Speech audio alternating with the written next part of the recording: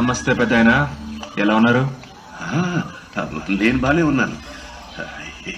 ఏమైనా చలికాలమే.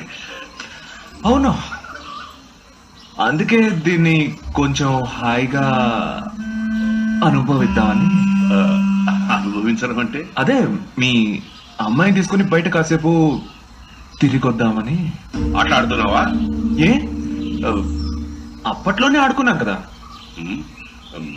చిన్న వయసులో ఆడుకుని ఉండొచ్చు, ఇప్పుడు కూడానా? మళ్ళీ వస్తావా? అలా కొండ దాకా వెళ్ళొద్దాం.